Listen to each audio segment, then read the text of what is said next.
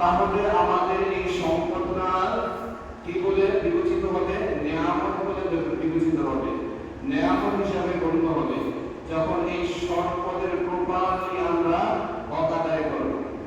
কথা কি বুঝাইতে পেরেছি? সম্পদ কার দেওয়া? হ্যাঁ, আপনার দেওয়া। আল্লাহ বলতেছেন ইয়া আইয়ুহাল্লাযীনা আমানু আনফিকু মিম্মা রাযাকনাকুম। আল্লাহ সূরা বাকারার 154 নম্বর আয়াতে বলতেছেন হে ঈমানদারগণ, আমি তোমাদেরকে যে সম্পদ দিয়েছি এই সম্পদ থেকে তোমরা আল্লাহর রাস্তায় ব্যয় করো। কে বলছেন? আল্লাহ বলতেছেন। আল্লাহ শুরুতেই বলতেছেন, একেবারে শুরুতেই কোরআন শুরু করতে করা হয়েছে সূরা বাকারা দিয়ে। এই বাকারার প্রথম 3 আয়াতের ভিতরে আল্লাহ ঘোষণা করতেছেন।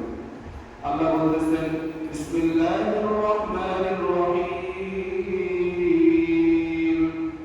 আলিফ লাম মিম যালিকাল কিতাবু লা রাইবা ফীহি হুদাল লিল মুত্তাকিন الذين يؤمنون بالغيب ويقيمون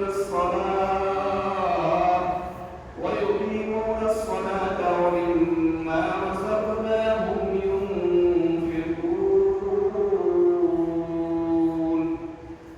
আলিফ লাম মিম।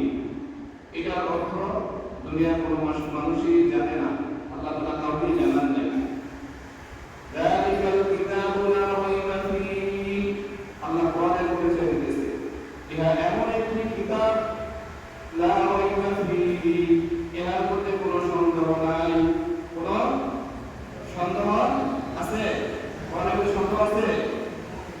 সবাইকে বলে না আছে?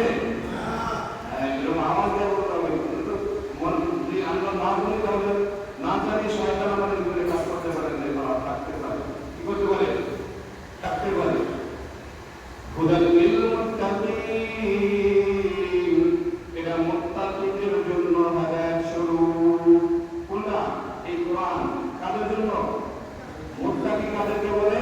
এই কোরআন আয়াতে বলতেছে আল্লাযীনা ইউমিনুনা বিল গায়ব, যারা গায়বের উপরে, অদৃশ্যের উপরে ঈমান আনবে। শুধু ঈমান আনলেই হবে না, ওয়া ইউকিমুনাস সালাহ, এক নম্বরে ঈমান আনার পরে 2 নম্বরে হচ্ছে নামাজ আদায় করবে। কি করবে? নামাজ আদায় করবে। 3 নম্বর ওয়া মিম্মা রাযাকনাহুম ইউনফিকুন। 3 নম্বর হচ্ছে আমি যে সম্পদ দিয়েছি এই সম্পদ থেকে ব্যয় করবে। যে রিজিক দিয়েছি এই রিজিক থেকে ব্যয় করবে। কে বলতেছেন?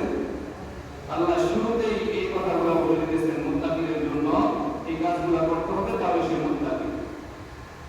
সম্মানিত হাজির, এই জন্য আমরা মুত্তাকি হতে পারবো না, হতে ইচ্ছুক না। মুত্তাকি না হলে কাজ হবে?